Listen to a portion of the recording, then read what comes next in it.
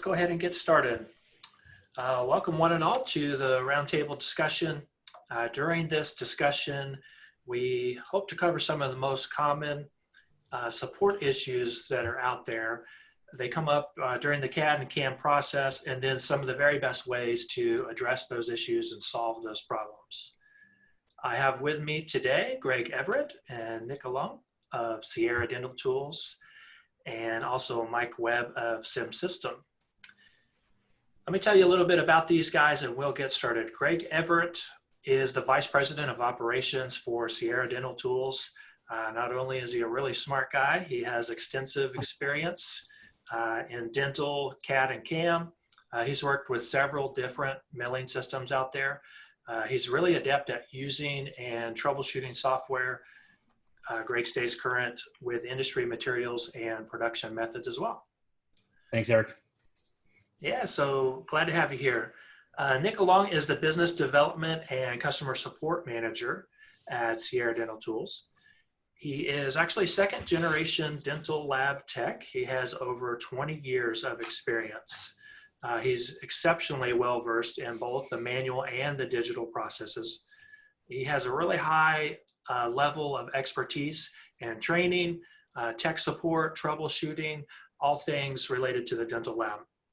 So those who know Nick know that he's extremely passionate about helping his labs thrive. Thanks, Eric. Yeah, glad to have you here. Thanks, Nick. And then Michael Webb, he's the president of SimSystem USA. He's responsible for overseeing research and development within SimSystem, as well as software releases, and then training for MillBox provided by SimSystem. So Michael, using frontline experience, he's provided CAD and CAM expertise and support for end users and for distributors for Sum 3D, for MillBox, both of those products for a long time now, over 10 years actually of experience doing that. And then I am Eric Hall, sales manager with SimSystem. I'll be your moderator today. And for the most part, be behind the scenes, just fielding your questions. We do have a Q&A section on Zoom, and you're welcome to use that section to ask your questions. And some of our guys during the discussion might be able to answer those questions as they're discussing things today. If you're joining us by Facebook Live, you can leave your comments and questions there instead, and we'll be sure to answer those. Let's start off with a little poll. I want to get to know our audience just a little bit. So you should see a poll popping up on your screen. Go ahead and answer those couple questions.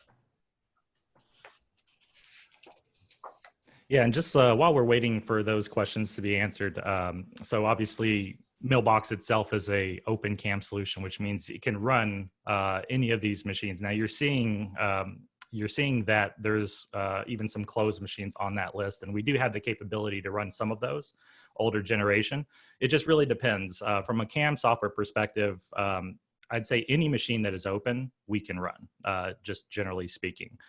So if you have MillBox, you can run any open mill. The caveat is whether or not that machine manufacturer is willing to share that information with us in an open manner. So if you don't have a machine yet, or let's say you are thinking about adding another machine, that's definitely something that you should take into consideration. So we'll see what the poll results here and see if we can continue our discussion.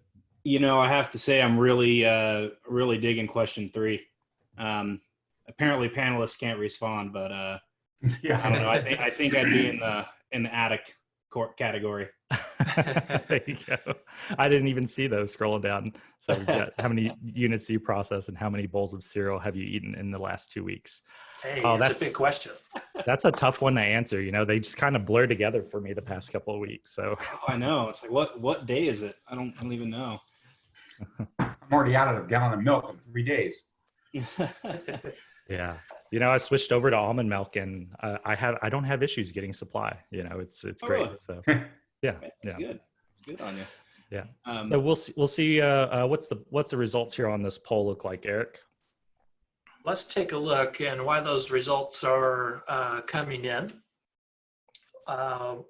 I'm curious to hear from you guys, just in a light manner. What cereal would you say you have consumed the most of in your lifetime? For me, it's honeycomb, hands down. Hmm. Oh man, let's see. Cheerios. You know what? Regular That's where I was Cheerios. headed too. It's gonna go to Cheerios. It's got to. Yeah, for me, it's got to be Honey Bunches of Oat, I'd say. Oh yeah. Yeah. I went through like a 5-year where that's all I ate in my teen years. So, all right. So let's see. It looks like majority of the people, at least that have joined us today, are using Roland, some VHF, IMUS, some Amon Gerbach machines as well. Some others in there, even a Hosmel, which is cool. Oh, awesome. Interesting. Cool, well, cool. welcome. Well, we hope that you guys are going to learn as much as possible. The idea behind this session today was we mainly wanted to get together and just kind of generally discuss troubleshooting items that you can run into on a daily basis, and when you're in production. And these may be issues that you encounter from the start, or they may be issues that you're in production for 2 or 3 years, and now all of a sudden you start to see symptoms of problems occur. So, it's really key to understand your solution from start to end. And so kind of our goal today was to go through and just generally discuss, and I don't know that we have enough time today. We're considering making this an ongoing thing, so we'll kind of see how the reaction of the crowd is. But we definitely like to talk shop as much as possible, just so you guys see what's happening behind the scenes, maybe gain a little bit better understanding of how your CAD and CAM programs, as well as the machine itself, is working to have a better control or grasp over that process. So I think some of the larger factors that we want to talk about is process of elimination, troubleshooting and being able to troubleshoot. Being in a lab, of course, you don't really want to be self-reliant on just your dealer. Although they're a great resource and they're there to help you, I don't think that I don't think it's realistic to expect the dealer to be able to service 100% of your needs. And I think there's some personal responsibility that falls back on there. So understanding the product you're using, not only understanding the workflow or understanding the steps that I have to go through, but understanding why you're making those steps is going to help you kind of be able to troubleshoot your own issues inside that lab. So, Absolutely. Yeah. And so, go ahead. Sorry. I was just going to pitch in here.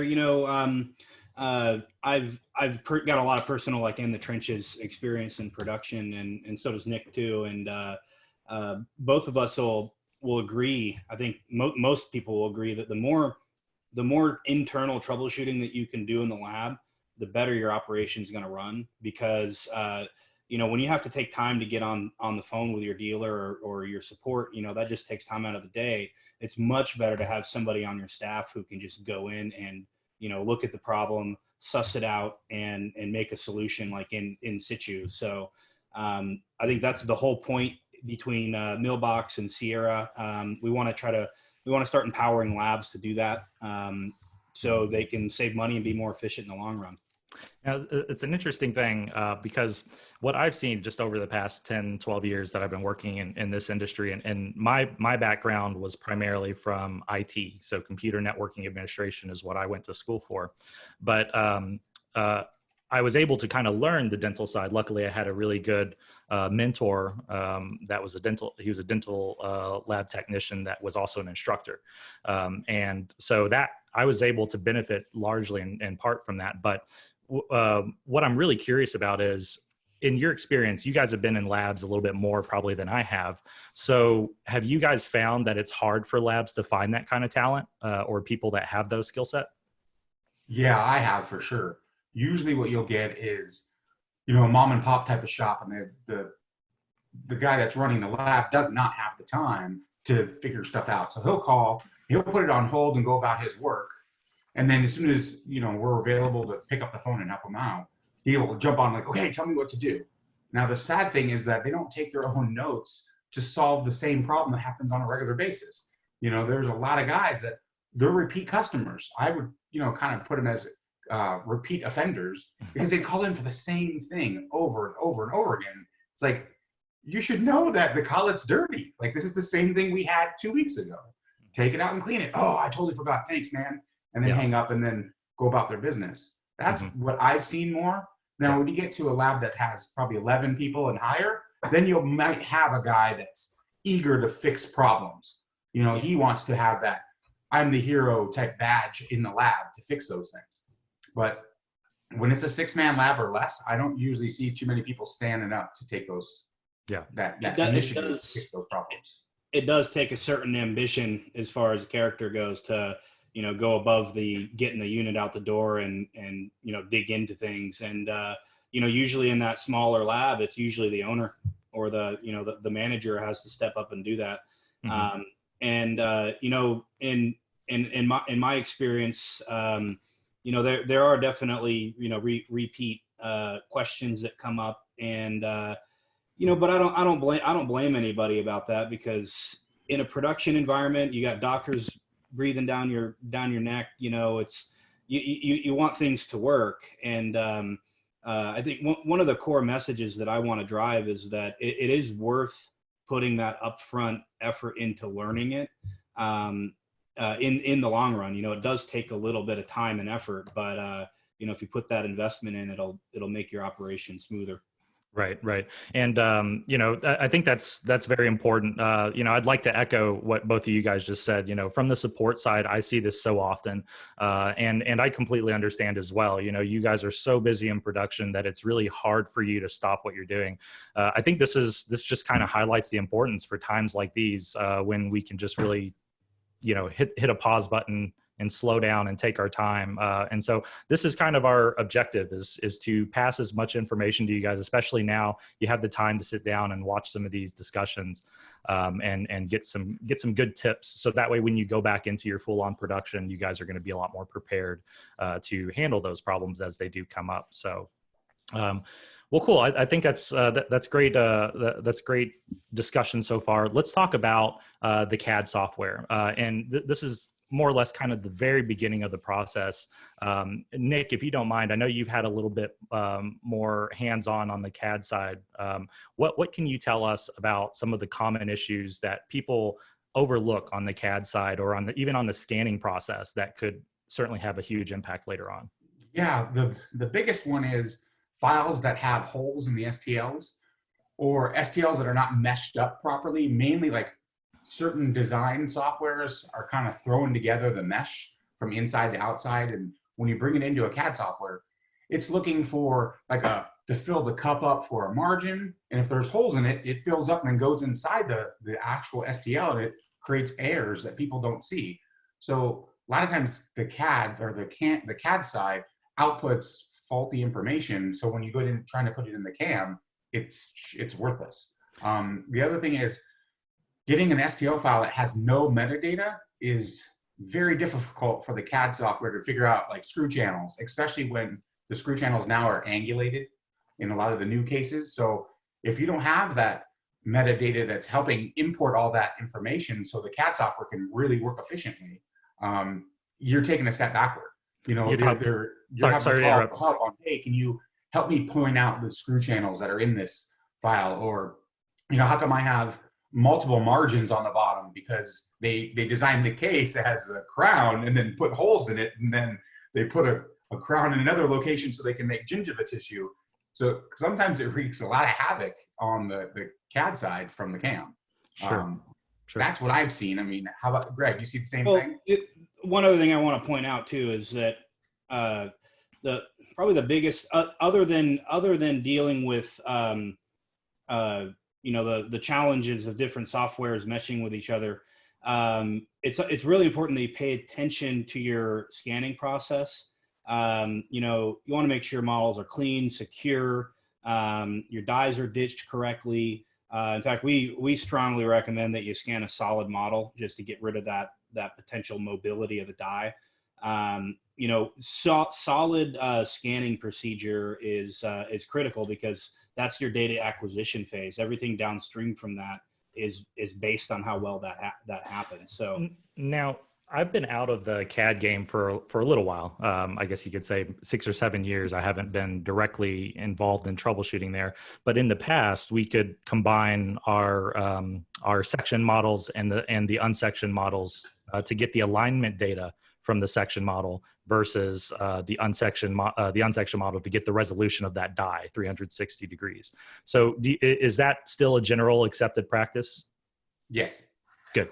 Yeah. So you'd still scan in the solid model, and then pretty much any CAD software wants an individual die scan to pick up the data. Now we were talking about this yesterday, that sometimes people over ditch the dies, and that creates a problem, because then you might have, voids in the scan, or they under ditch the die, and then the software can't pick up the margin very well. So you kind of have to have a nice happy medium between the two.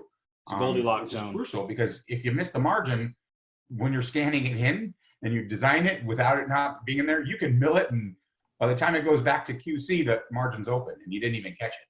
Right. All and because the guy trimming the die messed up. yeah. So, And so I think it's important for everybody to understand. Now, I don't have any images up on my screen in particular, but I can show you what a bad mesh looks like. So this kind of goes along toward what Nick was mentioning, started mentioning earlier. But let me share my screen here. And so we'll see Rhinoceros. So this is Rhinoceros CAD, just imported 3 STL files from 3 separate CAD software. So here in the middle is a file that we are very used to seeing on the CAD side. This is from an open CAD system. And one of the more popular ones, this one's from 3Shape in particular. I'm not going to name the ones that are bad just because that's not nice. But but there are these are from closed systems, the two on the left and the right. So the main difference that we're going to see here is how organic the surface is. Obviously in nature everything's very random, so we shouldn't see a whole lot of uniform patterns. And when we see those uniform patterns like we do on this part over here on the right, what that tends to do is actually translate into the surface quality finish. So you'll actually see these stippled patterns on the finished part. And this was interesting because this is a problem that's been around in digital dentistry since the get-go, since I started. 10, 12 years ago, I've been talking about these particular types of files. And so if you are using a closed system or you're receiving files from somebody that's utilizing a closed system, STL quality is key. Now, I don't mind talking about this one. This one's from a different CAD system. But I don't mind talking about some of the worse off systems. I know from the closed system, for example, Cerix system, they output their files very similar to this. But what I did find out at the last Lab Day Chicago, we met up with them, and I've been told that they actually produce their STL output in 3 separate resolutions. So the end user, the doctor in this case, would have to go into their settings to tell the CAD software to output the higher definition STL, and it's going to give a better density mesh, higher quality all around. That's a hot tip for Cerix users right there. Yeah, absolutely. So if you are using a closed system that traditionally doesn't work with these open format STL files, if you have the output option for STL, you want to learn what those output options are and how that can impact your CAM process moving forward. So over here on the left, we have another STL file from a closed system. The primary difference that we see between these are the density of the mesh and then the overall quality of the file, like Nick mentioned, whether or not it's watertight or whether or not it's sealed. Mike, why don't I want a higher density of mesh? I mean, to me that looks better. Like I want to have a lot more resolution. What's wrong with that? That's a great question. Well, so I think there's a couple different things. There's a limitation of our computing power because when we're talking about CAM and we're doing computations, the complexity of the mesh is directly going to impact, 1, how long it's going to take to import that file, 2, how long it's going to take to generate a toolpath on that file. Because there's much more vertex points. We have to in some ways, shape, or form, we have to even lower the resolution of the toolpath if we want to be able to get that level of detail. And when we're looking at it here on my screen, realize this is completely blown up. So this is just while this is a lot of data and it looks good, like even the surface mapping looks pretty decent here. It's just it's an overkill for what we're doing anyway. It's usually beyond the resolution of the toolpath, and to get that kind of a smooth surface quality, I would probably need to lower my resolution to the point to where it may not even be feasible if I'm in a production environment. So There's a couple different things. Now, this file in particular was a big problem because not only did we have a problem with the mesh having holes in it, like, or it's not sealed down here at the margin, but we had an issue. In this particular case, the customer reported to me that it busted out the sidewall. And when I looked at the restoration, I saw the toolpath jump up right here. And it's because it sees this as part of the restoration that it thinks it needs to mill. So the tool that was milling the margin jumped up when it hit this portion and then spiked down. And when it re-engaged with the material, it was just enough, I guess, force to just bust out this little section right here. So, and of course, we would never be able to determine the proper insertion direction on this because, as you can see, it's completely, it's completely wide open. There's no void, it's a big void here in that space. So, a couple of other byproducts of having that larger file is that if we look at the actual size of the files, let's see, I have some sample ones here in my Dropbox. And I just kind of keep these bad files. If you look at these, like this is a single crown, but it's 18.5 megs in file size, which I don't think we're seeing your window there. Oh, okay, let me try to share this again here. So 18.5, you guys, is about twice the size of a full arch 3-shape case. Just to give you like a heads up in size, that is huge. Yes, yes, absolutely. Big. And so that definitely is going to make a huge difference. Like when I import this file, for example, just so you can see, even my CAD software takes a second to load it because of the density of the mesh. And this computer is not that bad of a PC. So you can see there's just way too much detail, especially if we look down inside the prep area. It looks black until we get this close in, you know? So, and in contrast, the regular file size, which I have a couple of full contour crowns here for a molar, we can see is around. Oh, that's the XML. Yeah, let me sort the STLs It's here. usually between 2 and 3 on an average. Right, yeah. So about 2.5, 1.5, a little bit under a meg. So 18 megs compared to 1. So you could imagine the problems this guy had in that particular customer's case. The issue that he had was that it was taking 1.5 minutes to import the crown, and then to calculate just a single crown, it would take him about 15 minutes to calculate a single crown.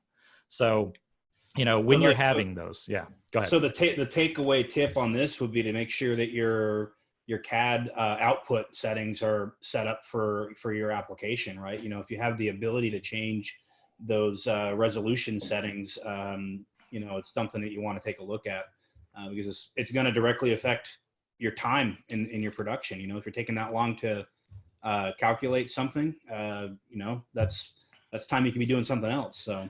Absolutely. Well, and it's when you run into these kind of one-off issues, like if you're in production day in and day out and you've never run into this problem where it takes 30 seconds to import an STL file, then those are some of the clues, right? We need to kind of be taking cues from what we're seeing. And when we run into this problem, let's take a closer look at that file in particular and see if there's anything we can analyze with the file to determine whether there's a problem with that or processing that.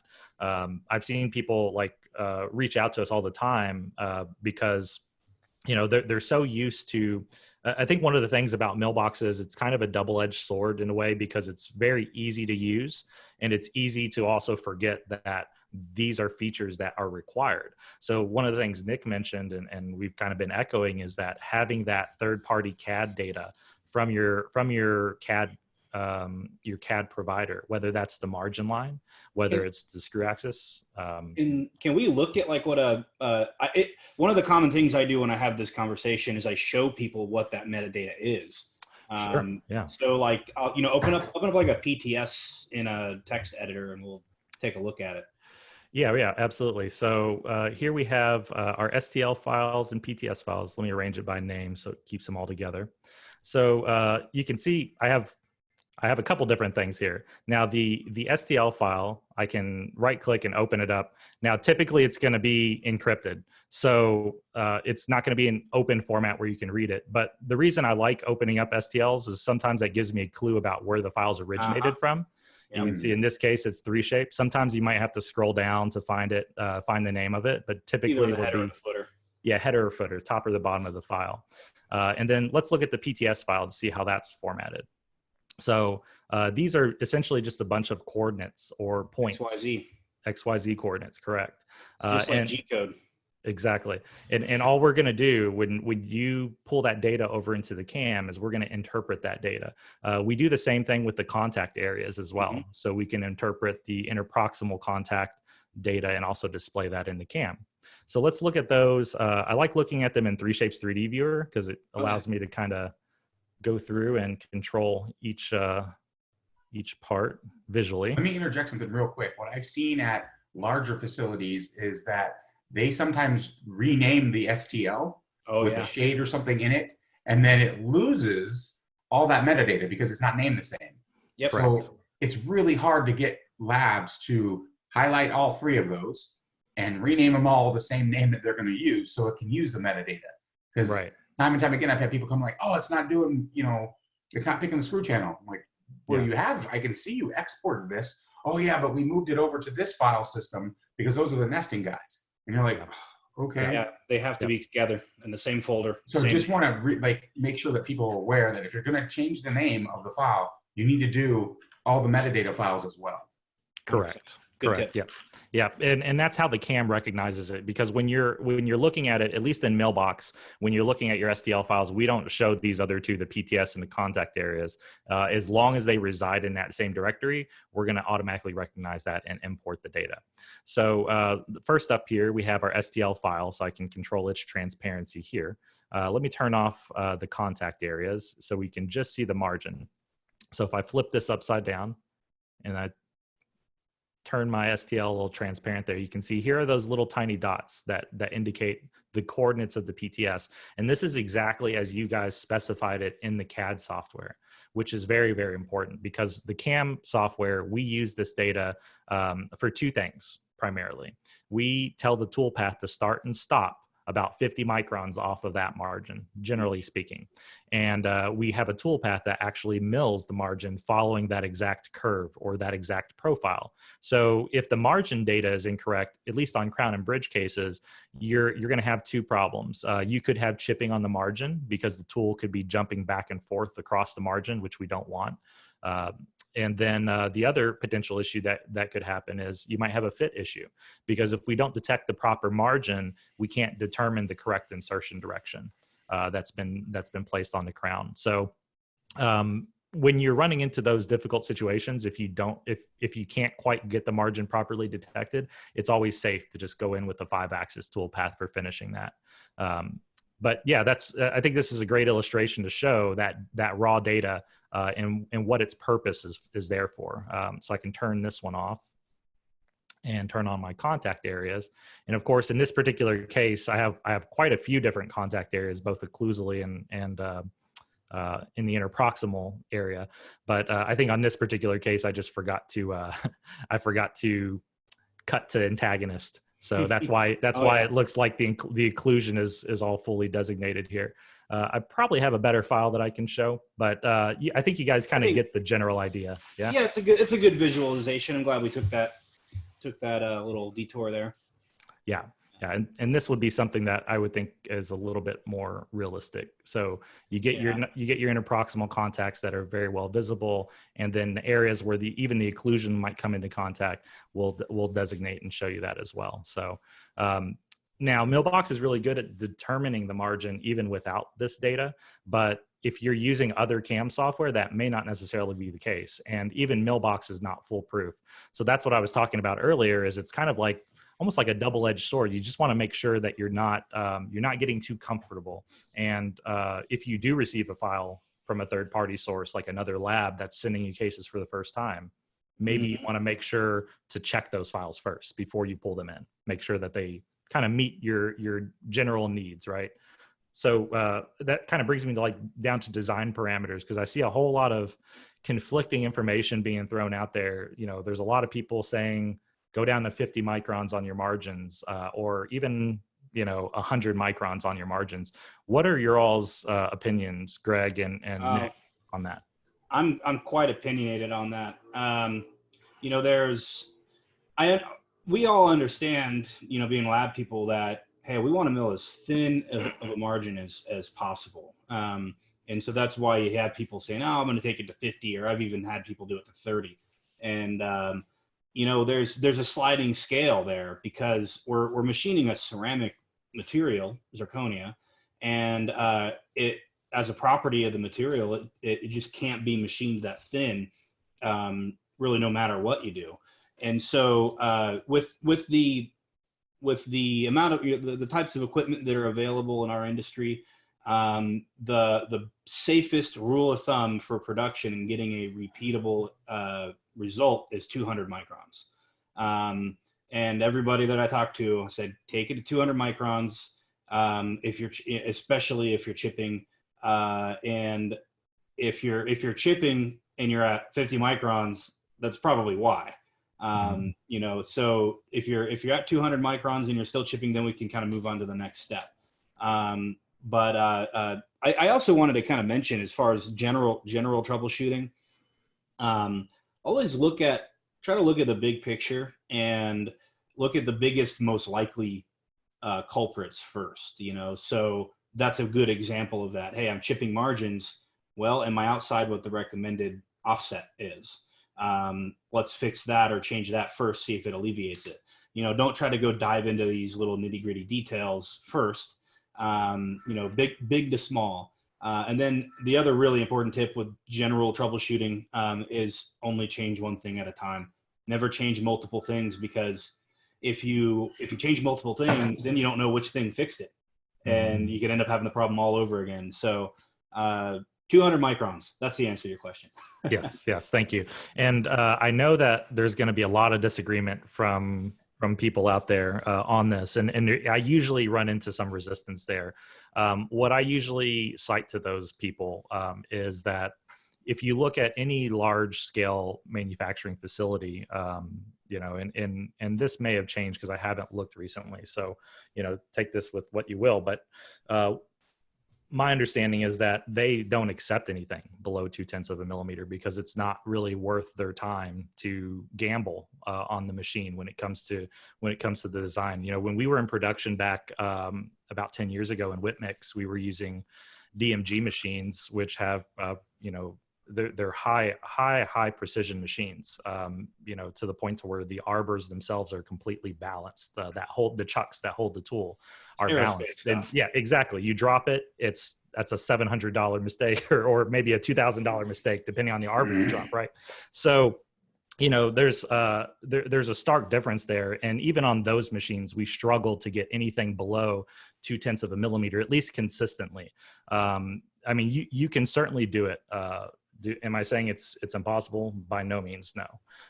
But it's like you're increasing the likelihood for a small issue, like maybe tool life, that you wouldn't normally see an issue with on chipping with. That could potentially be exacerbated by this thin margin. It's like you're increasing the likelihood for a problem exponentially. Yeah, definitely. Hey, we had a question in the question answer deal here. I think I'll share my screen. Unless, Nick, do you have that picture? I put it into the Slack channel. Oh, okay. I'll just share my screen and show you guys. So Dan Thornton was asking if we had any photos of what a die trim should look like. So let's see if I can share right there.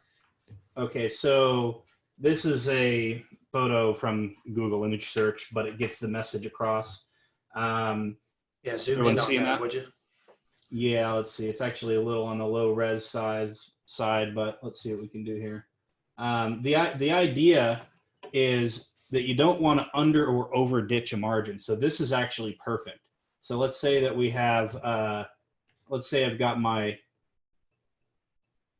die right there.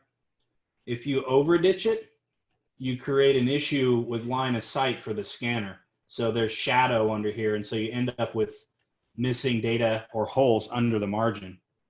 And if you underditch it, when the algorithm in your design software is trying to identify the margin, it won't pick it up because it's not sharp enough of a turn, right? That algorithm's looking for a change in the mesh. So the ideal margin trim looks about like this. It's just a nice medium ditch that has a nice crisp margin. Can I share hopefully, something? Dan, that'll answer your question. Let me share something if you don't mind. Yeah. Here, do I need to drop it or can you take it from me? I think let's have you drop it real quick. Stop share. There you go. Okay, You're cool. it. Thanks. So here, let me just share my other monitor here. I have the Air Force manual pulled up, and there's a really good graphic here talking about that particularly. Beautiful. So here's a really good graphic talking about the pattern contour influenced by die trimming and what you would want to see in a properly contoured trim. This is my Bible. So if you guys don't know about the Air Force manual, this is a great guide. It talks about the various different types of preps and the different procedures, how to properly perform the prep, everything. So this is where I've learned all of my dental know-how, I guess you could say. Very good. Yeah. Hope that's helpful. We should drop a link to that. Frankly, that's probably a really good resource. Do you know where it might be available online? Yeah, I know you can download it straight from the government's website. But what I'll do is I'll share a link here in chat with everybody. I actually have them already uploaded. So I have one that's just for crown and bridge. Yeah, there's fixed and then removable. So let me pull this up. That looks like some good reading. Absolutely. So, I think, well, I had it in paper form. If anybody needs copies for that. Oh, nickel mail it to you. I have all 4 of them. Let me know if Get a you signed want copy. those and ship them out. That's how old school I am. Oh, wow. I was just talking with Eric this morning about the most of the books that I had growing up as a kid. It was those encyclopedias and how we had, that was our Google before Google existed, right? Yeah, my parents wanted to ship me them. And I was like, no, I don't need that, Mom. Just donate them. She's like, nobody's taking them. They're useless now. I'm looking forward to telling my kids I was born before Google. There you go. Yeah. Can you imagine that? Jeez. Good point. Well, yeah. So moving on, this is going as we expected, where we're just going to chat about these as we go through it. And I don't think we're going to cover it all. That's for sure. So I think we're pretty well covered on like STLs and like scanning. We could definitely get into some nuance there, but I think it might be good to talk a little bit about tooling and some of the things that labs can do to get the most out of their tooling. If I could take it in that direction. Yeah. So when you're troubleshooting again, obviously you want to look at your production process as its own animal. It's a big entity. It's made up of a lot of different parts, and each part can cause the same problem. Like you can have chip margins, for instance, that are caused by didn't calibrate the mill, or settings, or zirconia, or all these variables can cause a lot of the same issues. So a couple of quick tips on tooling. When you're handling tools, if you're handling them with your hands, don't touch the business end of the tool. Try to avoid that, and be really careful when you're loading it into the machine. Don't hit it on the tool holder. Don't let it roll around on a desk somewhere. And one of the worst ones is when people are storing the unused tools. They just throw them in a drawer, like you might do your high-speed burrs. Definitely avoid doing that, because they can bump into each other and chip themselves, and cause some issues there with longevity. And then now, Greg, you made a video on that, right? Oh, got yeah. a whole video Yeah, I that did. shows. Yeah, it's a really great video on We Team Up on YouTube, guys. Check it out for sure. I'll let Greg explain a little bit more, but it's really neat. Yeah. So in fact, here I'll just bring it up here real quick. Why not? Sure. Let's see. It's even got a cool tagline: "Is like breaking burrs for science," right? Oh yeah. Oh, yeah, that one. Now, of course, it was an early production video for me, so it's like not the best production quality, but it does get the message across. So let's see here. We're loading it on up here. I'll go ahead and share. So those of you who aren't familiar with We Team Up, it's a free education and blog site that we put together over at Sierra. And, we post all of our educational content on here and stuff that we find interesting. So there's me again. Oh, great. I'm wearing the same shirt. That's awesome. Okay. You must Okay. not get out of the house much there, Greg. Well, you know what? This whole quarantine thing hasn't been much of a change for me personally. Let's take a look at. Maybe that's your thing, Greg. It's like Wilson from was that Home Improvement? Oh yeah. Always wearing the same thing. That's your thing now. Hey, I bought 20 of the exact same shirts for that same reason. Is like I don't have to think about it. I grab my dark blue shirt and I just move on my day. Yeah. There you go. Perfect. Great.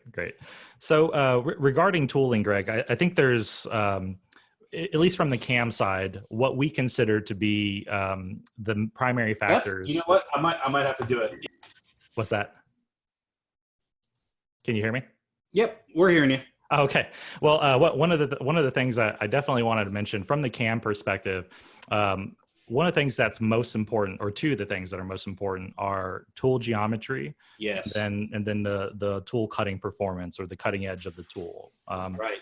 So from a tool geometry perspective, and I brought two tools to show you guys, hopefully side by side here. I'm just going to hold them up to the camera, but from a geometrical perspective, now these are Roland tools. Roland, we have a majority of Roland people in here, so I'm just going to mention this, but Roland tools in particular, you want to be careful for people that market their tools as Roland compatible, because really all that means is that the tool falls within its overall length requirements to fit inside that machine. It'll physically fit in the mill. Exactly. That's all that statement means. So really what you're concerned about and whether or not your tools are compatible. So let's pretend here for just 1 second, the tool on the left is my default tool that I received from my OEM provider, or the person that I bought the machine and my solution from. And then the tool on the right is a tool that I just bought from eBay. They're both 2mm tools.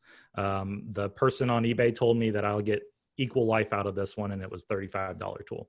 Well, that may be the case in terms of tool life. Maybe the cutting edge can perform as good. However, the biggest thing that we have to consider is the overall extension. So when I hold these up like this, and I'm holding them both up with the tips at the same length. So you can see the one on the left here is much longer in its overall length. So it can reach deeper into the disc. Your left, our right. Really? Okay, sorry. I'm looking at the video here. The darker. So the darker tool is the one that is the OEM tool, and that has a longer reach. So when that doesn't really play a factor when we're talking about a 10mm disc or like a 12mm disc. But once we start getting deep inside the disc where we're going to need that extra length, the CAM software has programmed it according to this reach. And when you put the other physical tool in, well, the machine's going to go where it's told to go.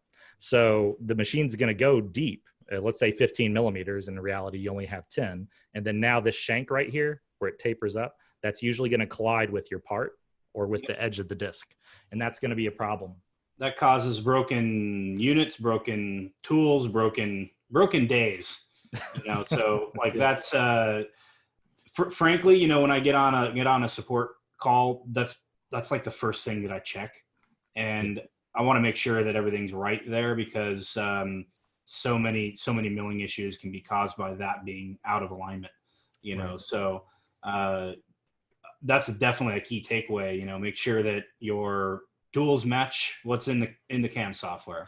Yep. And if you are going to go outside of that, these are the items that you need to make sure that you're checking at a minimum, right? Right. To make sure that you're not going to put yourself in a position where you're going to have collisions. Now, that's half of the equation, right? That's just the geometry. We're preventing collisions by ensuring that our tool is equal length or longer. The second factor that we talked about is the actual cutting performance of that tool and longevity. And the cutting performance is going to impact things like more than just tool life, right? Because we also care about the surface quality, the finish of the part. So, and each tool manufacturer designs their tools different in one way, shape, or another. Would you say that's correct, Greg? 100%. There's just as much nuance to tool design as there is to stacking ceramic. Like there really is. And you know, when Sierra puts out a recommendation on cutting parameters, they're based around, you know, the R&D and everything we've done with the geometries that we put out there. And that doesn't mean that there isn't compatibility between those parameters, but you know, when it's optimized for a certain design and you go outside that envelope, you could potentially have some issues. Right. And so that comes back to the importance of the coatings on the tools, right? So different tools perform differently in different materials, right? And the coatings affect that. Absolutely. You know, generally in for zirconia, we're wanting to use a diamond coating, and if you go into a softer material like PMMA or wax, you might think, well, hey, if it'll last really long in zirconia, I might as well use a diamond in PMMA, and it will actually work, but it's not ideal. You know, your PMMA and softer materials want a super polished, sharp edge in order to work at peak efficiency. So, you know, we have there's reasoning behind, you know, why certain coatings are marketed to certain materials, and I would encourage people, you know, if you really want to nerd out like I do, research the coatings. You know, you'll find that, you know, a diamond coating isn't a diamond coating. Just because it says diamond coating in the marketing doesn't mean that it's the best diamond coating. You know, so again, self-education, or if you want to give me or Nick a call, we'll talk your ear off for an hour on coatings. Yeah. There's different ways to do the same. Well, I wouldn't say the same type of coating, but there's different methods for applying diamond coating, correct? Yeah, well, there's a lot of there's more industrial processes that are meant for you know, maybe like a car part or something like that, and then there's also specialized processes for dental, and you know, it all comes down to cost of production for on the manufacturing side. So yeah, well, if you want to know in detail about CVD coatings, let us know. Yeah, I think that's great information, and I think it kind of goes down back to the point where you mentioned, you know, especially for PMMAs or plastics in general, we're really trying to reduce the thermal effect, right? We don't want that material to heat up, because that's when we run into problems. Yeah, well, operating temperature is definitely a concern, more so on the PMMA and wax side. Mm-hmm. You know, for instance, you know, I was recently working with a lab that was trying to machine some of that new thermoformable splint material. Mm-hmm. That's really it's gummy, you know, and you machine it and it'll just turn up onto the tool and build up and break the tool. And right. So, you know, we were able to do a little bit of testing and figure out the optimal settings for that specific material, and, you know, make all the difference in the world for the laboratory we were working on. So it is definitely, thermal management is a huge part of it, for sure. Sure, absolutely. So one of the questions I got that just came in was, can Prima tools interchange with Sierra tools? I don't think they are, but I would like to get an official answer. And since we're talking about this right now, I'd like to just, you know, go ahead and put that out there. They're different geometry tools. So while they can be interchanged and they can cut just fine on, again, low clearance cases, it's when you get into a deeper case or you get into a 5-axis operation where we're tilting the disc and we need to make sure that our tool clearances are correct, that's where you could run into a problem from a collision perspective. Performance wise, it's an interesting thing. And we didn't really plan to talk about this, but I think it's a great question to ask you guys, Nick and Greg. What do you guys think about, because I've been hearing this a whole lot more often from people, like, hey, we want more flutes. And is more flutes good, or is it bad? And what can you tell us about the number of flutes and how that impacts? So I'll go ahead and take that. So first off, we'll define flute. So flute is the cutting edge, which is the part that actually does the cutting. And if you look at the vast majority of tooling that's in our industry is 2 flute. So there's two cutting edges that are 180 degrees opposed from each other. There are benefits and drawbacks depending on the application of different flute counts. For instance, single flute tooling runs a lot more efficient in soft materials because you can work with that thermal management better because you're taking a bigger chunk. But when we look at zirconia, it's Sierra's take that two flute is actually a beneficial design, due mostly to the fact that when you're cutting zirconia, you really have to get the chip or the material that's been cut out of the way because it's really abrasive. And as it cuts, it wants to pile up in the cut.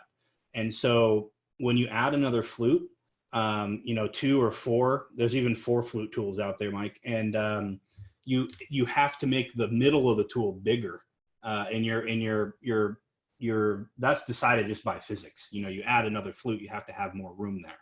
And so by doing that, the tool can't actually as efficiently pull material away from the cut.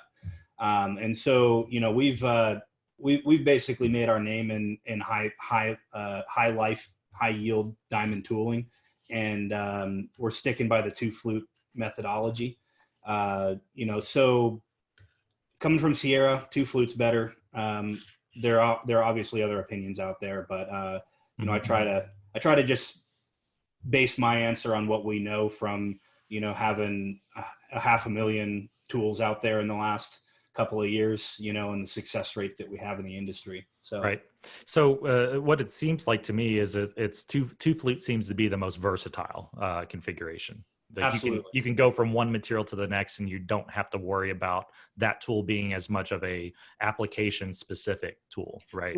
Right. And you'll see if you look on the industrial side, if you go and start researching like industrial tooling, you'll see certain alloys really like a lot of flutes. And so you'll see in metal machining, there's roughers that have 8 flutes. It gets pretty crazy, but it's all driven by the material and the properties of that material and how it cuts.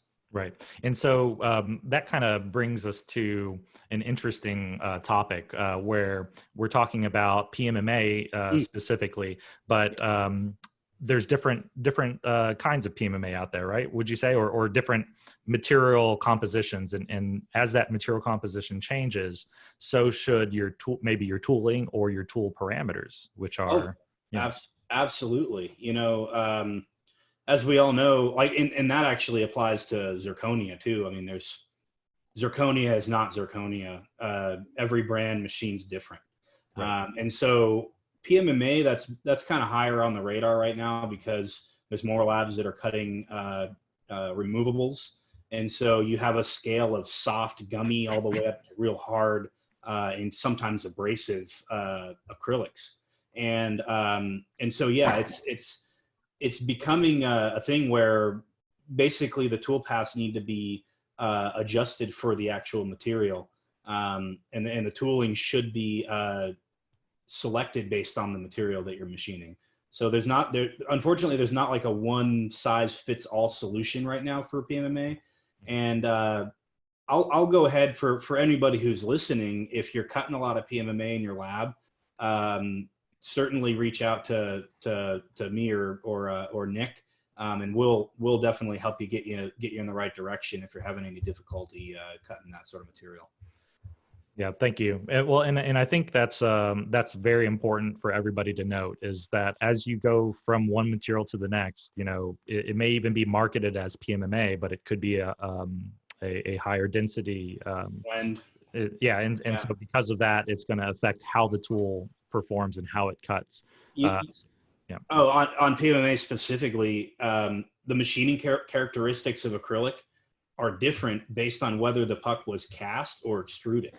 And so it could be exactly the same molecular material, but the production process determines its machinability. Right. Yeah, so there's a huge amount of variance out there. Yeah, and it goes back to what you said. Even the same with zirconia.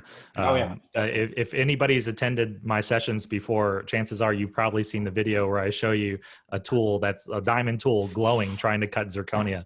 Classic.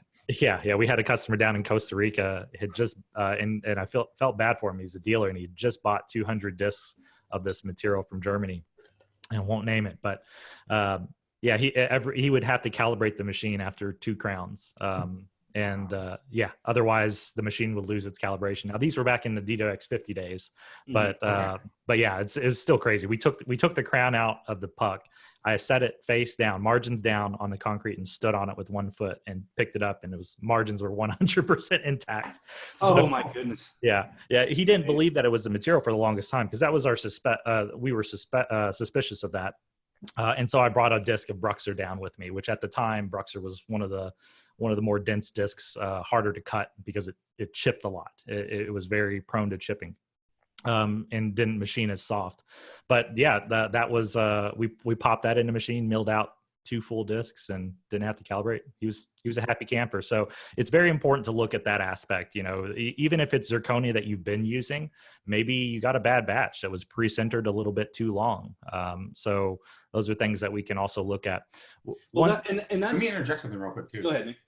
So one of the things you can verify, that if it's going to be, the shrinkage rate is a lower number, lower than, let's say 1.245 or something like that, it's in the 1.1 region. Mm-hmm. That material was dead giveaway that it's been pre-sintered a little longer, and it's going to be more difficult to machine. So that, I'm just giving this out because over the years of being manufacturing zirconia, I know that I've overbaked zirconia, and they come out and you're like, this only has a shrinkage rate of 13%. This isn't going to work too well when it comes to machining.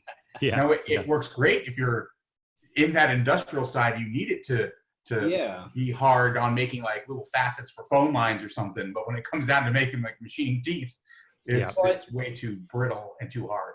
I think that kind of drives the takeaway for me on that is that source your materials from as reputable of a source as you can, because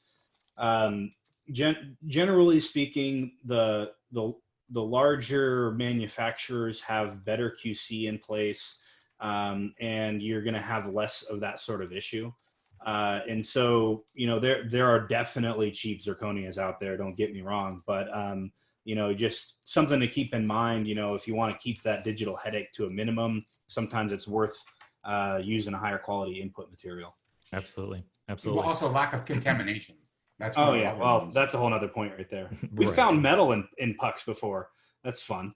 Well, I had a call the other day of a guy couldn't figure out some of his units, the occlusion or the margins would change colors after sintering, and took forever. And I'm asking him how often are you washing your hands? And every time. And I put this lotion on, and then I start loading the pucks. And I'm like, it's the lotion, man. And he's like, no, I swear, just put on a set of gloves and let's machine this and sinter it, see what happens. And sure enough, he was contaminating his own discs with this nice branded lotion. Yeah. So it's often the things we just don't think about that often are causing the biggest problems in our labs. So had a couple of other questions came in here that I'd like to kind of brush over. What proportion of support calls related to labs using non-OEM tools, and does it create issues with warranty on the mill? If you ask the mill manufacturer, typically it depends. You're going to get a different answer from each manufacturer potentially. Mm-hmm. But if it's an open mill, technically it should work with any tool that is deemed compatible to that mill. It's just whether or not your solution is set up properly to use those tools. And that's what you're buying from the dealer. It's a customized solution that they've gone out and they have their set of tools, their set of materials, and they've tested the solution to work properly together. So when you kind of go out and you're changing variables in there, it just increases the likelihood that you're going to run into a problem. And for most people, you can't get all of what you need from one source, or I don't know for most people, but I'd say a lot of people can't always get what they're looking for from one source. So, I think it's impossible to say stick to only one source for all your tools and materials. However, just be conscientious of that. Is as you're trying these other materials, realize that your templates, your cutting strategies were not designed for this specific material, or maybe it's a material that's brand new on the market. It hasn't been out there long enough for us to cut and have experience to know how we can properly cut this material. So those are some things to look out for when you're looking at these new materials. And I think Dan also asked if there's a way to set up the mills for different brands of pucks.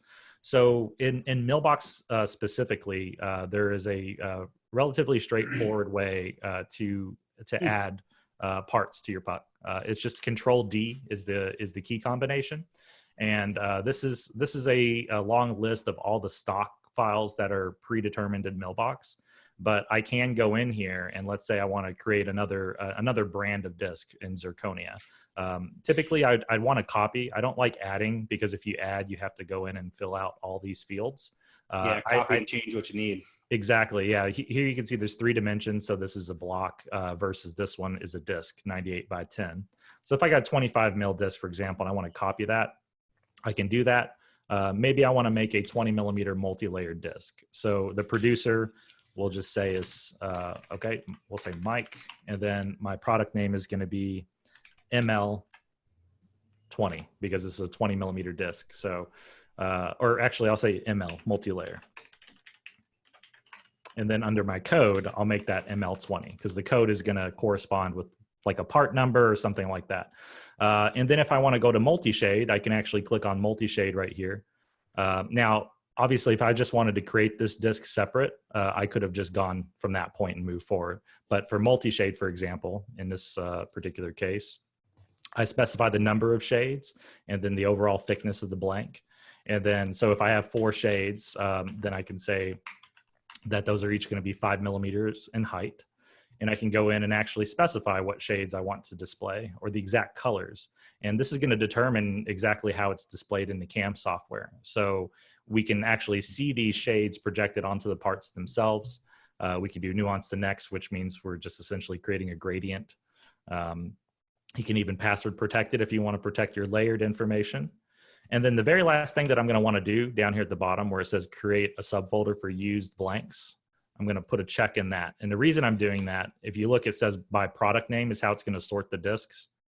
So it's going to, every disc that I create that I want to be part of this multi-layer family, I'm going to need to make sure that they have the same product name. The codes can be unique, but what that's going to allow the CAM to do is sort these into a separate subdirectory. So that way I don't have my multi-layer discs sorted in with my, my white discs or my discs that I need to dip. Once I've done that, you just kind of drag it up. And I like keeping all my materials together. So I just drag it from this first column right here and then drag it up in the list. So that way it's up here with my katana discs. And so now that I'm done doing that, I'm going to save and restart the application. Once the application restarts here, and if I go into my disc library, when I get to that stage, it's now going to show me the Mike's ML as an option there. So I'll show that once we get back there. One other thing I might add in on that, Mike, is you've also got options to change your default offsets, your default pins, and everything that's associated with that piece of material. So, for instance, I want different pin sizes and offsets on PMMA than zirconia.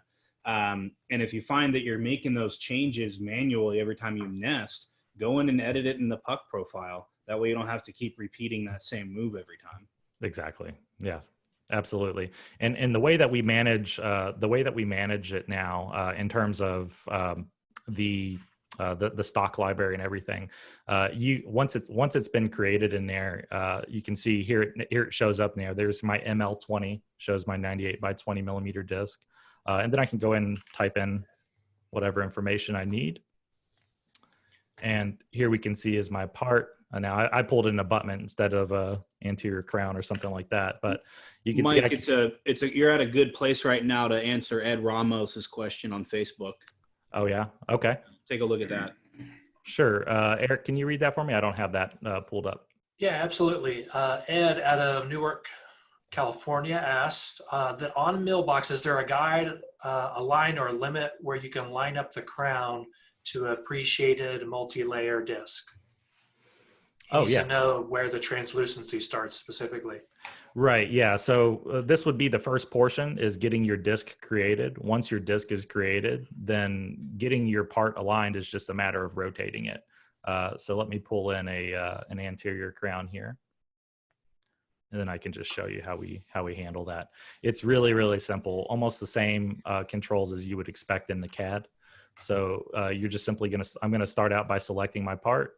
And because I've pre-configured my layers in the disk, so now if I want to move it up or down in the Z-axis, I can grab it by the blue here and do that. If I want to rotate it along X or Y, I can do that to get those layers in the correct orientation. So that way I make sure that my crown is properly designated. Beautiful. Good question.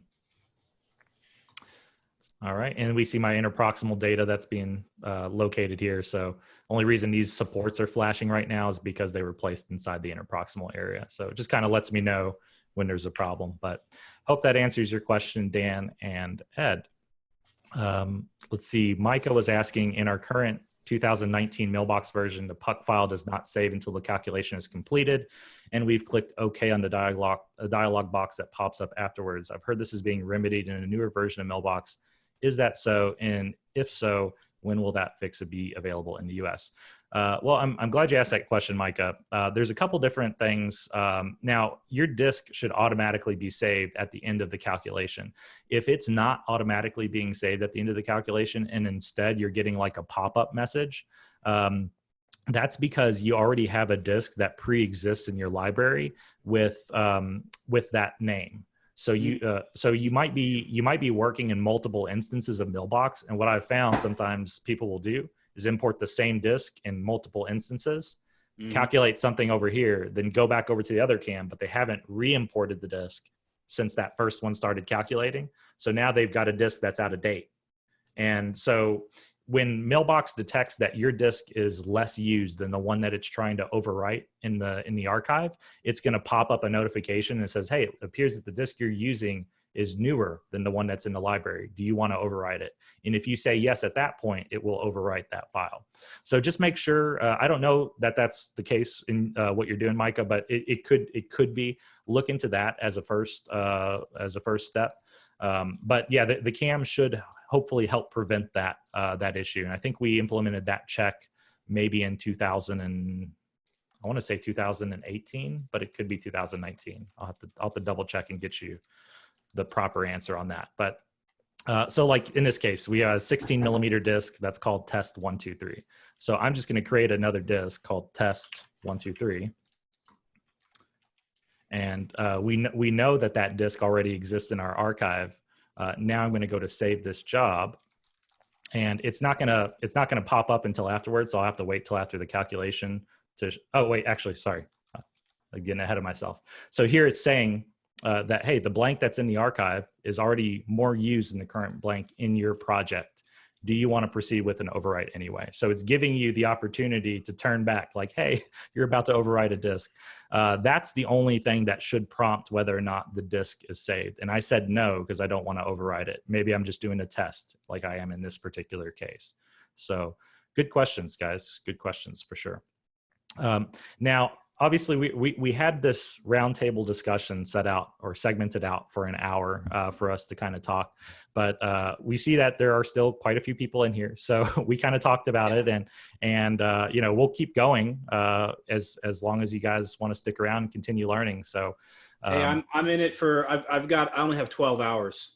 Yeah. Okay. Well, yeah, till the sun sets.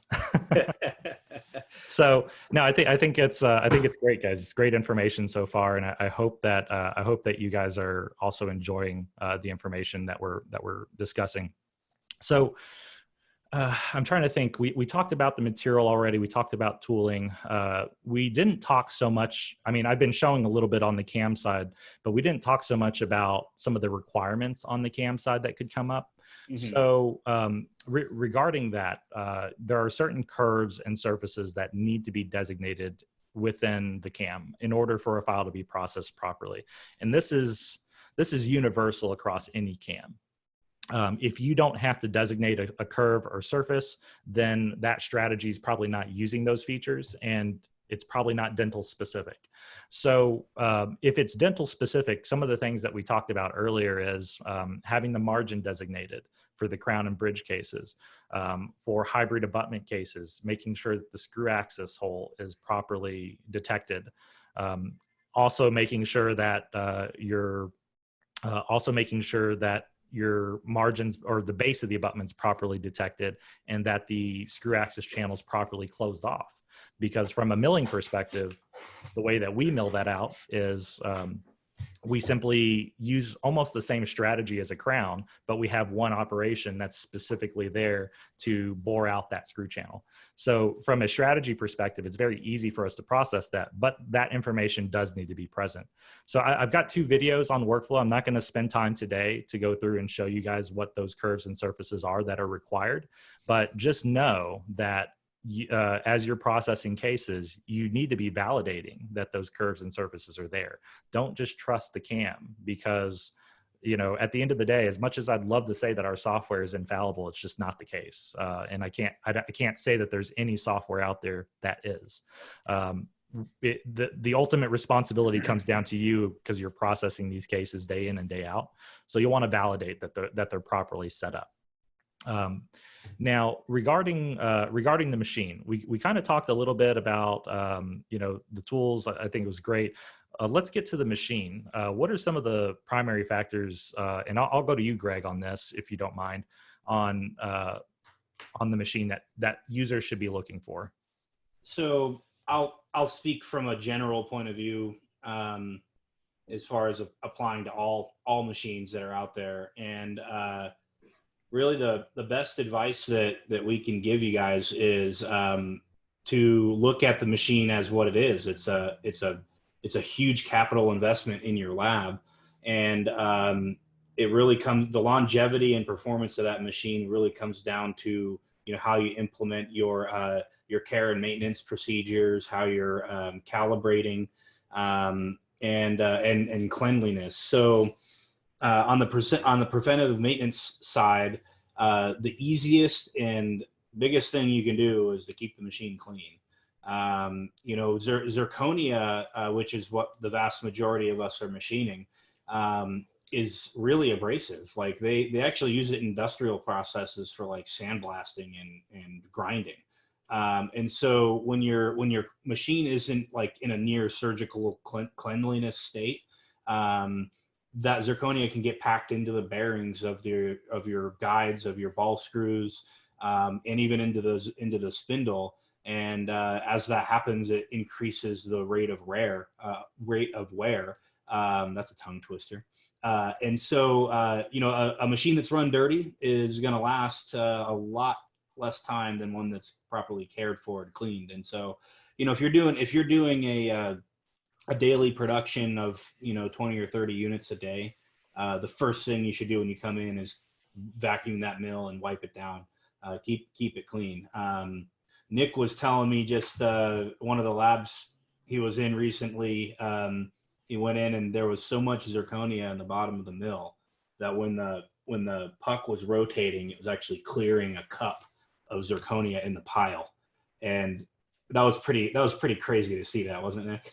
Yeah, well, what was worse is when I was there to help fix the problem, because technically, like, the encoder, it wouldn't home on the machine. I removed the case, and the entire machine had like 2 or 3 millimeters of zirconia dust on everything.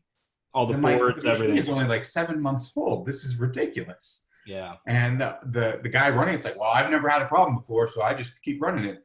And I asked him, like, why don't you have suction connected to this? And he's like, whoa, it affects everybody in the room, and they voted not to have it on. I'm like, oh wow, okay. Oh, wow. Yeah, we so that's actually a good segue. So suction and air. So every milling machine that's running dry, you have to have suction on it. Most of them will ship or recommend a suction unit that's rated for that mill.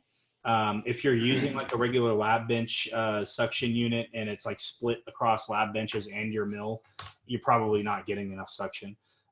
So definitely look at the recommendations from your manufacturer on that, and make sure that you have a procedure in place for cleaning that regularly, because, you know, if the bag gets full, it's not performing right.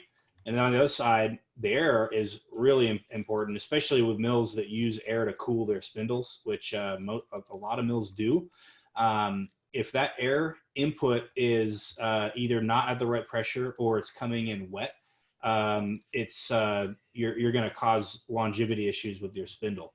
And that's one that I think really gets often overlooked. You know, spend a good compressed air dryer costs 7, 8, to $1,000. But if you're running one of the higher end, like let's say you're running a machine that's got an $8,000 Jaeger spindle in it, that $1,000 is good insurance against getting water in that thing. And so clean, dry air at the right pressure, the right CFM is real important to machine performance. And let's see here. So I wanted to make sure that I pointed one other thing out.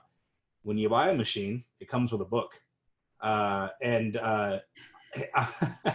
Both, I think everybody here could probably share stories of running into support issues where no one's ever even opened that book. The manual is it's there to help you. And if I spent 30 grand on a piece of equipment that my company's relying on, it's so easy to just take some time and really read and understand that thing, because I'd go out on a limb and say that at least half of troubleshooting cases could be fixed if the manual was understood and read. There's just so much good information in those. The manufacturers spend a lot of time putting those together. I always drive that. Read it, memorize it, make it your Bible. Your customer or your company depends on it. Yeah, there's a lot of great information in there, and a lot of people get intimidated by the thought of reading a manual, but I can tell you, well, it depends on your machine, right, and where it's made. Depends on the quality of English that's in your manual, but I can tell you, like, since the majority of people are Roland users, Roland is excellent at how they document their machines. It's probably one of the best manuals I've ever read. So if you're looking to really learn about your machine, the manual does have great information in there for you. And even, you'll even see, if you look in the manual, what we were talking about earlier with the overall tool length being Roland compatible, there's a little chart in there that talks about that. If you want to use different tools and things like that. The only thing I wish they covered is like, hey, your CAM software will probably need to be adjusted, but that's okay. That's the point of these sessions. Definitely. Let's see. Another thing I'll talk to you about, because you brought up that little tool positioner. When in that manual, it says to position the collar so that the tool tip is in the middle of the two windows, and that's very good advice, and it works well. But from an industrial standpoint, and just from what we know about tool physics and how cutting works, there are some performance gains to be had by keeping the tool as short, the stick out of the tool as short as possible. So when I'm talking to people on the phone about this, I always recommend a bias towards the short end of that window when you're loading your tools, because the smaller amount of, let's say, this is my giant collet. The more tool that's in the collet, the less is sticking out, and the smaller that lever arm is when you put force on the tool. And so we like to keep things short. Just a quick tip there. Thanks, guys. So I had a couple questions come up. James was asking about he was saying, an earlier topic of CAD design creating issues with milling, do you have or recommend labs with a library of reference STL files? Basically STL files that we know mill out to a certain spec and would fit on a die or something like that. I assume this is what you're asking about. We have default STL files that are inside of some 3D and or MillBox when you're using that. Now, really, because we don't have, like, we don't sell a jig or like a master die that you can mill something out and test on. I really recommend you guys as a lab, each lab probably come up with their own validation process to understand that their machine is machining to spec. So maybe it's a matter of having a specific die that is maybe not too complex, but also not too simple, that you can mill a reference crown on. And, day one, you mill it out, evaluate the fit, document that. And if you're having an issue 6 to 12 months down the road, you mill out that same unit, reevaluate. But it's very important, as you're evaluating, you want to evaluate under the same conditions. So, same tooling, same materials that you're using each time, because you have to be able to compare apples to apples. We can't subjectively make comparisons when we're using different. We can't objectively make comparisons when we're using different consumables, right? Because we're going to get a different result in some way, shape, or form. That comes down to that whole thing about changing only one thing at a time in your workflow. Precisely. What I tell people is, if you want to go outside of what your dealer has provided or given you, the very best thing you could do is have a complete set of all the OEM tools, materials nearby. So that way, if you need to revert back, you can revert back to what they've given you as a solution. And that way, at least you're running at the baseline. And if you get your adverse results, then we need to look into, okay, what either environmentally has changed, or mechanically, or, there's all kinds of different things that can cause issues on these machines. There's no one simple solution. I think it was great when Greg mentioned earlier, there's so many different things that can cause chipping on the margin that there's no one answer to that. It could be one of 10 or 20 different things, right? So we just really need to be cognizant of that and realize that it's not so granular, like, hey, if I'm having this problem, this is the solution. And that's also one of the reasons on our Facebook group, even, like, we're very strict and we moderate MillBox experts, because we don't want the wrong answers being given out to other end users, and realizing who you're talking to. You're talking to other lab owners and other lab technicians that have had their own personal experiences, but everybody has different experiences. And just the mere fact that we know that a lot of these issues are caused by several different factors, we should never take one person's word as gospel, right? And so I'm very careful in the way I answer questions and say, I think this is what's causing it based off the information that's available. It seems to be pointing here. Let's try changing that. It just kind of goes back again. Change one thing at a time. So that way, exactly what the cause and effect was. When you have 2 or 3 different factors that you're modifying at one time, there's just no way to determine what the actual solution was. It's just at best a guesstimate. So Mike, I've got a question for you on that. Mm-hmm. Back when I used to be a support agent with CAP, when we would get a software update for some 3D, it was also advised to update and make sure the V panel had its firmware that was current. And there are a lot of times that people would forget that both of those two needed to coincide with each other to get the benefits out of both softwares, because we would update the strategy, and then all of a sudden, like you said, margins start chipping. We're like now hunting a whole nother problem, when in fact it was just the firmware that needed to be updated that went with the new strategies.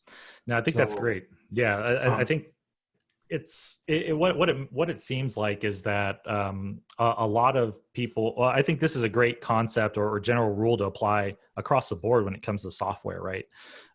You want to make sure you're using the latest and greatest when you can, to some extent, right? You don't want to be using the latest work in progress update from the web, because that hasn't really been tested.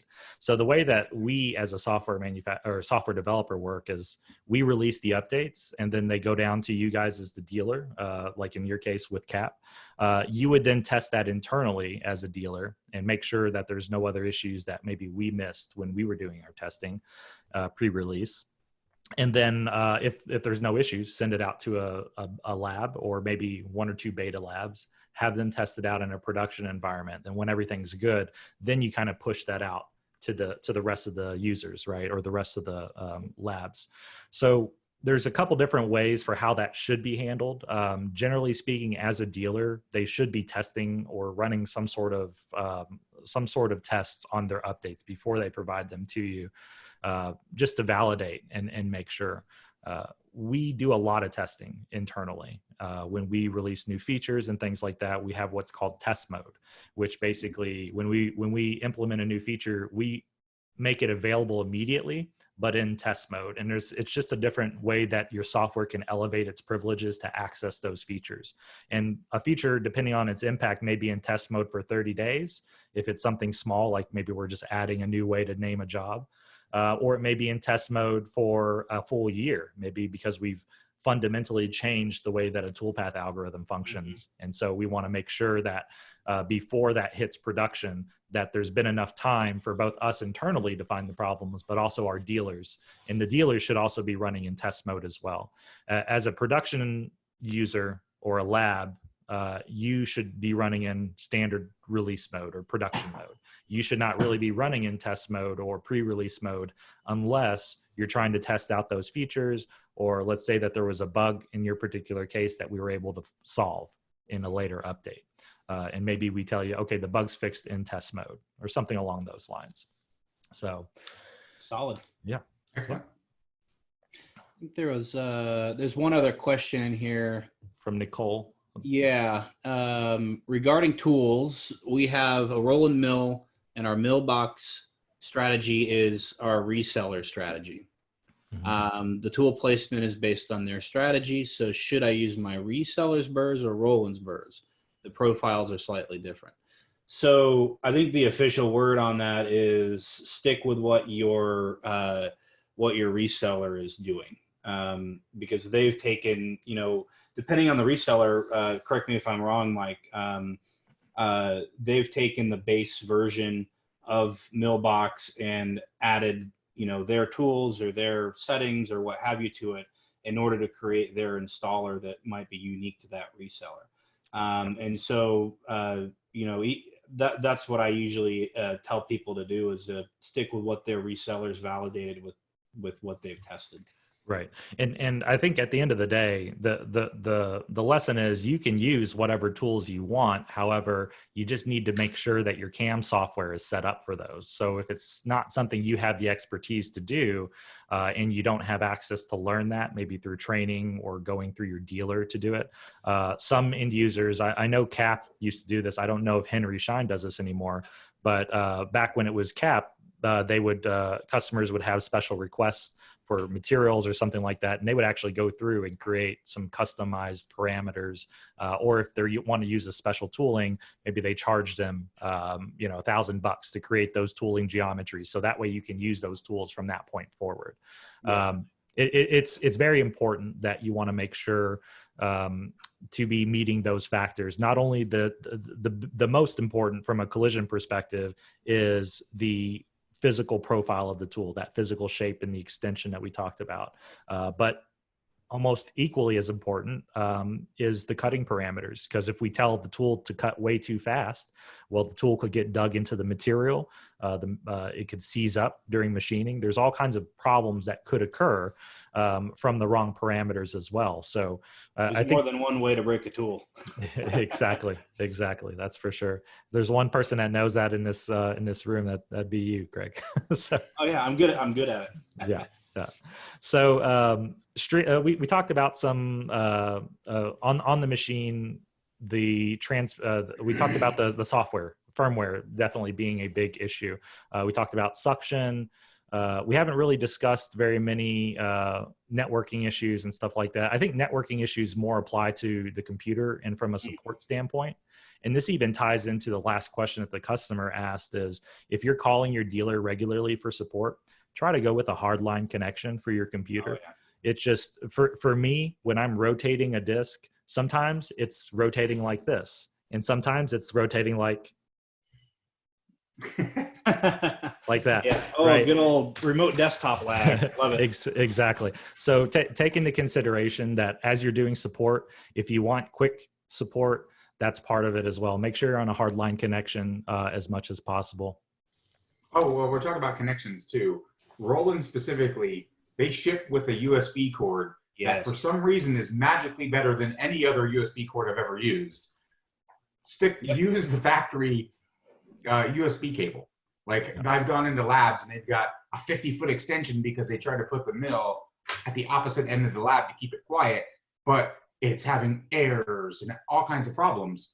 It's worth having your calculation computer in an environment that is quiet but then send the job off to a inexpensive laptop to run the machine. The nice thing about the Rollins, they don't have to have horsepower computers to actually run them. Yeah. You know what I mean? It's just sending G code to the machine. So that's a recommendation that people overlook, is that they think they need to be right next to the machine when they're nesting stuff. They could be in a different room porting it to a facility that has, 4 Rollins to 1 PC. It's possible. Right. I think you just answered Dan Norton's question and unintentionally, but I'm sorry. I didn't see Dan. No, it's all good. It's all good. I'm sure having MillBox on the same computer as the Mill PC or vPanel. It depends. It really depends on how you're running production. If you're a single one-man lab, I don't see any reason why you can't have both of those on the same machine. If you are just like Nick mentioned, if you have a bunch of machines and they're in a separate room, again, you want it to be a little bit quieter where you're doing the cam. That would be a good example of where you would have the controller on a separate computer. And as these guys mentioned, it doesn't have to be a big computer. It doesn't even have to be a laptop. It can be like these little Dell workstations that you can buy for, I think, $200 or $300. That's enough to run these machines. Yeah. So, and something important that I don't think a lot of people understand, it's well understood in the IT industry that the USB data transfer medium is one of the most unreliable that are out there in terms of peripherals. It's just so easy because that's the medium that everybody's adopted, right? And so exactly. I don't fault the machine manufacturers for using it. It's the best that was available at the time. But now one of the trends that you're going to start to see on these machines is that they're now coming with Ethernet ports, so you can run them over the network, which is a much, much more reliable medium. And there's error checking that's in network traffic. USB doesn't always have error checking unless the application supports it. Oh, that's good. So, and also the cluttering up of ports on the USB, right? That reminds me, Mike, I need to hire you to set my network up. It's not that hard. I know. I'm just joking with you. I do also recommend installing your design software on the same PC that you're nesting with, because there are many times that I'm going to use 3Shape as a reference. What's that? You have to go and do a modification on the fly. Yeah, modification, or like when they hit F7 and there's 10 units and all 10 don't come in for some reason, and you're going to nest. Now you're like stopping production to go over and ask somebody else to, hey, can you send those units again? Also, if you're a smaller lab, it's kind of nice because then you can have somebody scanning in on one PC, you're designing and nesting at the same time. You're keeping production going through the workflow. Yeah, it definitely depends on the lab, but I see what you're saying. And back when I ran production too, I had an instance of the CAD installed on the nesting PC for exactly that reason. So I didn't have to bother somebody to go F7 something. You're not. We weren't using it as the primary design station, but it was hey, this is accessible at this terminal so that you can go in and make a quick change to a contact, or I saw it in this CAM software. That connector looks too small. I'm going to check it. You know what I mean?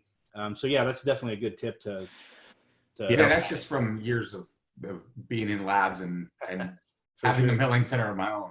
Yeah. Now, one thing that I will mention, because it's interesting that you say that. I actually teach people the opposite. But the reason I do that is because I'm taking the path of least resistance.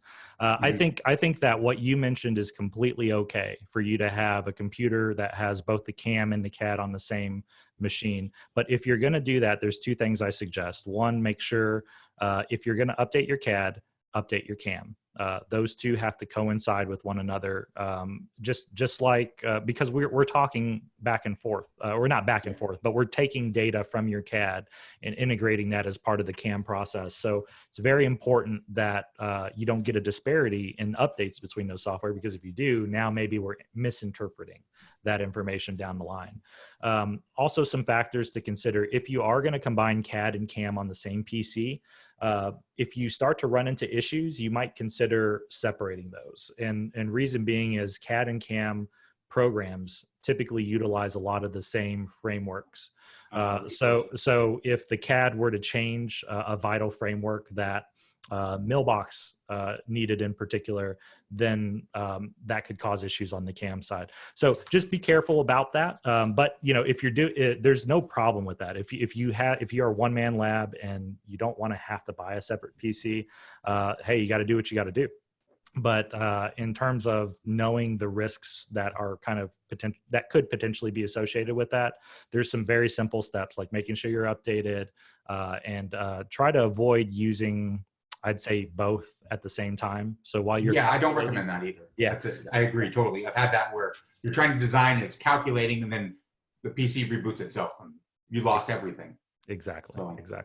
And you've corrupted the puck. The design file loses its design tree. There's all kinds of things. But I definitely agree not to do both at the same time.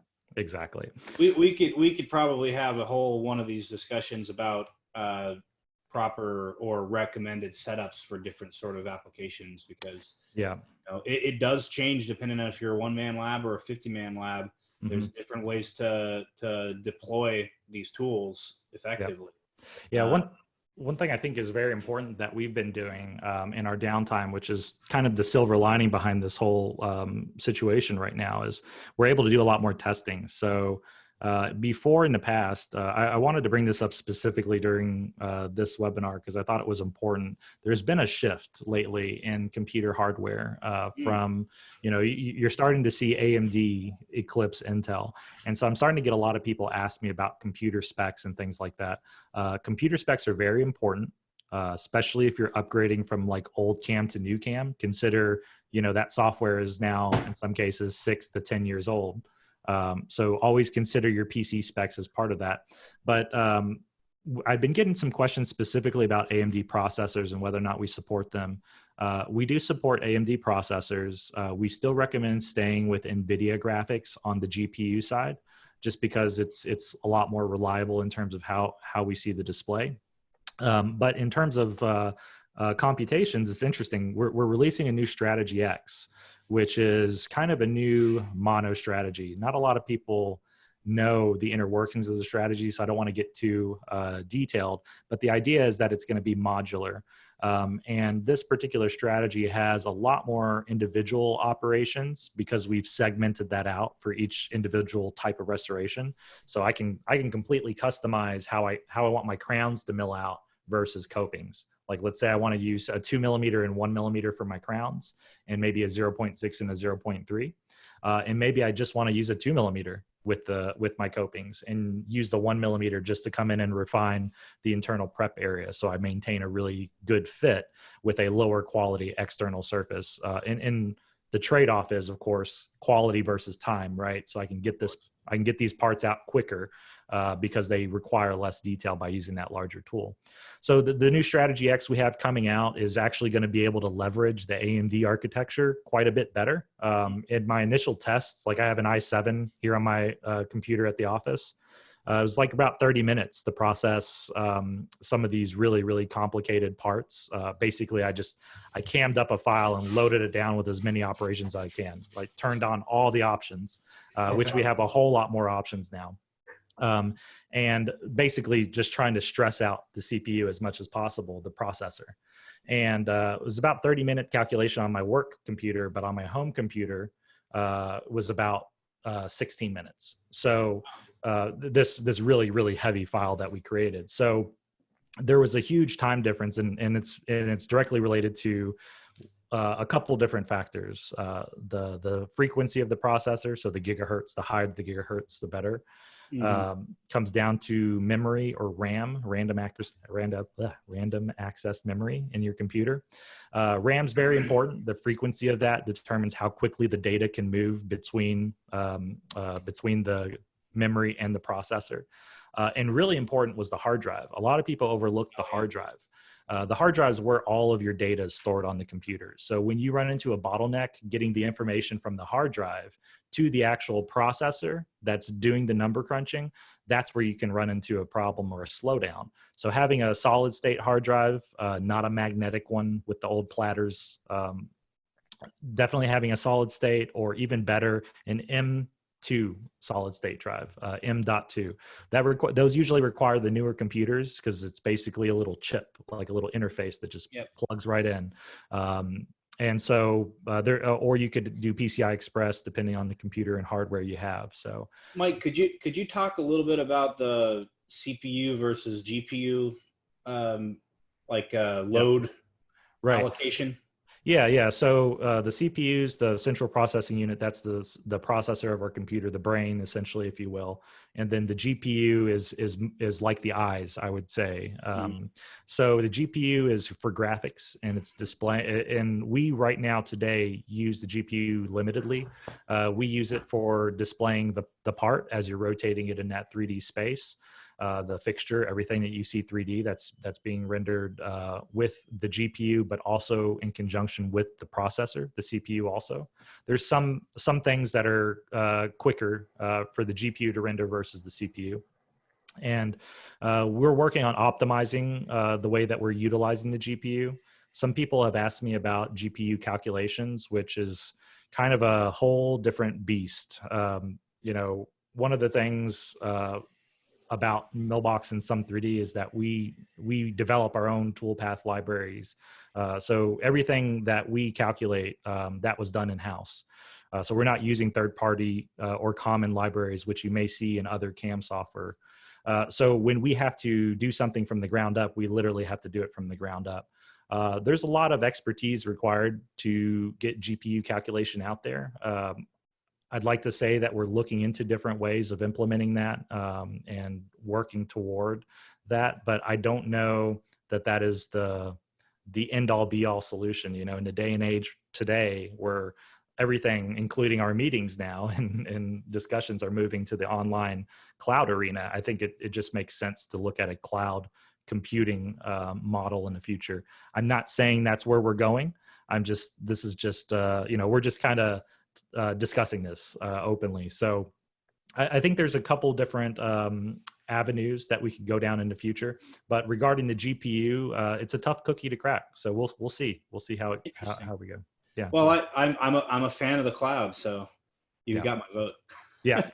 The nice thing about the cloud is, and this is my favorite thing about working in the cloud, and that's why most of our applications we use are cloud-based here, is because you get the latest and greatest immediately. You don't have to wait. You don't have to do this update process where the dealer has to download, test it, and pass files across. I like the idea of nesting my units on my tablet while I'm on the beach. Oh yeah, there you go. Actually, to tell you the truth, it'd probably be from your phone on the toilet. Okay. Oh shush. Well, you can tell by how white I am. I don't go to the beach that often. Yeah, come on now, Greg. We know. That's great. Well, guys, I think this is a great stopping point. Chris, you had asked in the Q&A if June or July would be good for the Threadripper. I'd say now is good for the Threadripper, at least from the tests that we're finding. It seems to be good. Just make sure that you have a good motherboard, processor, memory combo, as well as the hard drive. Those are going to be some of the biggest performance drivers for the CAM software. Wow, I didn't know his question was about hardware on the PC side. I was thinking it was about machining threads. Oh, that's okay. So I asked for his clarification there, but yeah, okay, that now I understand. All right, guys. Well, thank you so much for taking your time out. I know you guys, just like us, are always extremely busy. So it's always great to be able to share this information together, and hopefully we can do this more often. I really enjoyed this. Yeah, well, thank you for the opportunity, Mike and Eric. We're always happy to join in on these things. It's a lot of fun. Yeah, and thank you to all of our attendees and sticking in there. I really hope that this information is going to be helpful for you guys, and definitely let us know. There's feedback forms that should be sent out, or just if you want to have that discussion in MillBox Experts, that's what we're here for. So, definitely. Thanks, guys. All right, well, enjoy the rest of your day. Stay safe, stay healthy, and stay quarantined, I guess, right? Hey, thanks, guys. All right, bye-bye. All right, bye, guys.